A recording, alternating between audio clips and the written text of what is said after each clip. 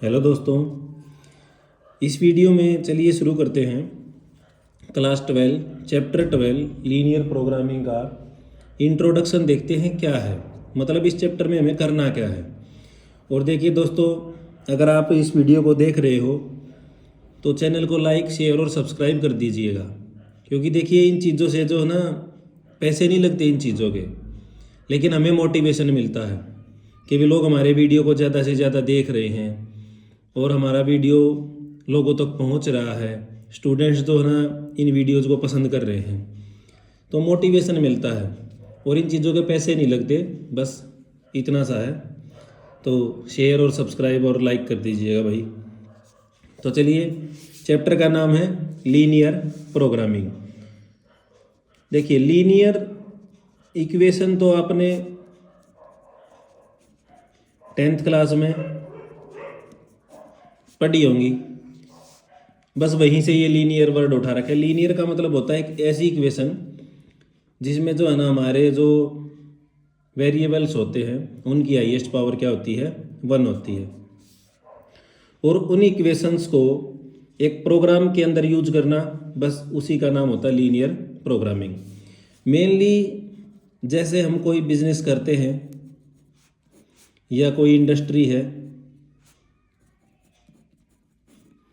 ठीक है, उसमें जो हम पैसा लगाते हैं, ठीक है, तो वहाँ पर हमारे पास क्या होना चाहिए सबसे ज़्यादा। देखिए, सबसे ज़्यादा हमारे पास होना चाहिए भाई हमारा प्रॉफिट, ठीक है, ये तो होना चाहिए हमारा मैक्सिमम। और फिर हमारी जो कॉस्ट ऑफ प्रोडक्शन होती है,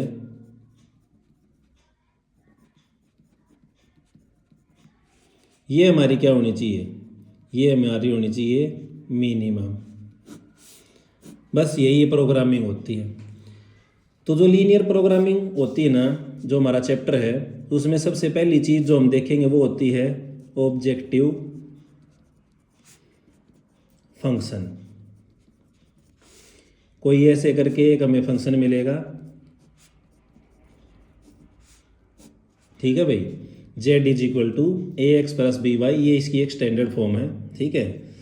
और इसमें जो ये फंक्शन है हमारा, हमें इसी को मैक्सिमाइज या फिर मिनिमाइज करना है, ठीक है। अब देखिए, जैसे हम कोई बिजनेस कर रहे हैं तो मैक्सिमाइज क्या होना चाहिए हमारा, प्रॉफिट। मिनिमाइज क्या होना चाहिए, कॉस्ट ऑफ प्रोडक्शन। बस यही है।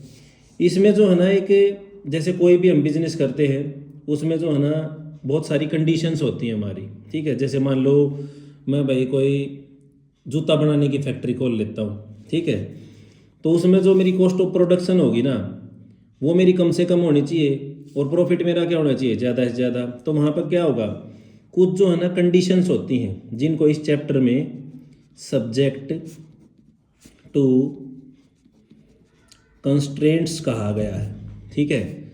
और इन्हीं को हम जो है ना टर्म्स एंड कंडीशन भी बोल देते हैं, ठीक है। और इनको भाई जो है ना लिमिटेशंस भी कह देते हैं इनको, ठीक है। और ये हमारी क्या होती हैं, जैसे एक्स और वाई, ये होती है हमारी लिमिटेशंस या सब्जेक्ट टू कंस्ट्रेंट्स। और जो एक्स और वाई होते हैं ना, ये हमारे ग्रेटर देन और इक्वल टू हमेशा 0 रहेंगे, ठीक है ना। क्योंकि भी देखिए, अगर ये 0 से नीचे चले गए तो हमारा क्या होगा, प्रॉफिट नहीं होगा, हम लॉस में चले जाएंगे और फिर हमारी प्रोग्रामिंग किस काम की, ठीक है। तो एक्स और वाई जो है ना, ये हमेशा 0 से ऊपर रहेंगे या 0 से बराबर रहेंगे, ठीक है। क्योंकि प्रॉफिट जो है ना वो नेगेटिव में नहीं होता,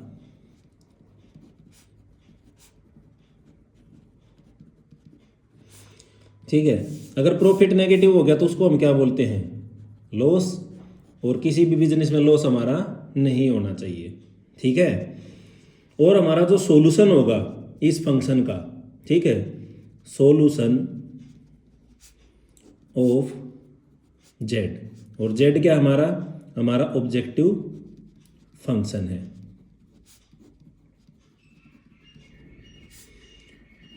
always lies in first quadrant. ठीक है भाई, क्योंकि देखिए क्वाड्रेंट होते हैं हमारे, ठीक है, ये फर्स्ट, ये सेकंड, ये हमारा थर्ड और ये होता है फोर्थ क्वाड्रेंट। इसी में एक्स और वाई दोनों के दोनों क्या होते हैं, पॉजिटिव। बाकी में तो किसी में एक्स नेगेटिव, किसी में वाई नेगेटिव, किसी में दोनों नेगेटिव। तो इसीलिए हमारा जो है ना सॉल्यूशन हमेशा फर्स्ट क्वाड्रेंट में लाई करेगा। ठीक है भाई, एक तो ये चीज़ होती है, मोस्ट इम्पॉर्टेंट है। फिर आता है हमारा feasible region, non feasible region, या फिर बाउंडेड रीजन या अनबाउंडेड रीजन। ठीक है, देखिए बाउंडेड वर्ड से ही आपको समझ में आ जाना चाहिए कि बाउंडेड का मतलब होता है बंधा हुआ।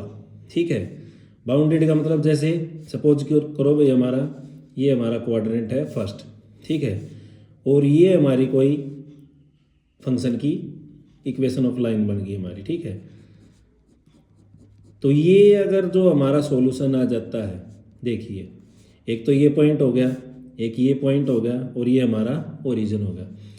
तो ये जो रीजन है ना हमारा, इसको हम बोल देंगे बाउंडेड रीजन।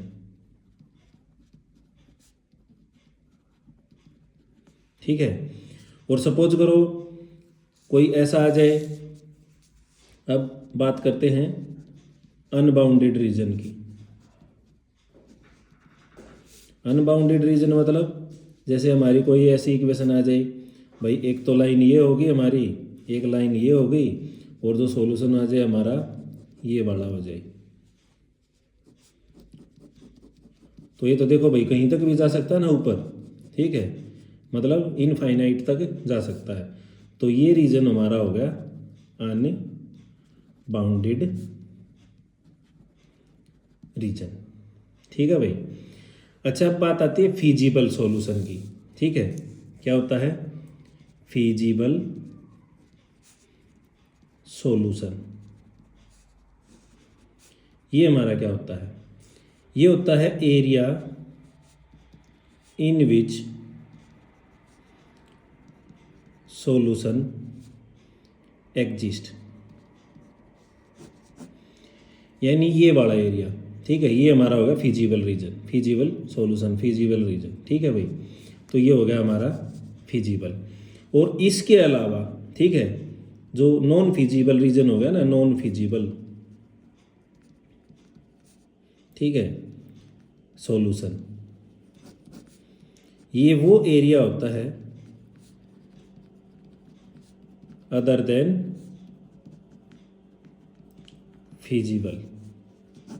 ठीक है भाई, और तो जैसे जैसे क्वेश्चंस आते जाएंगे वैसे वैसे हम करते चलेंगे इनको। ठीक है, तो बस यही है।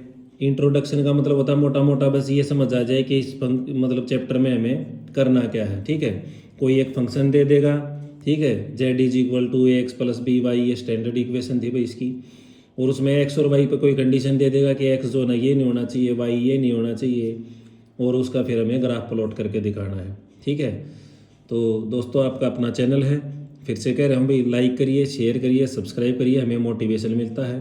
थैंक यू दोस्तों।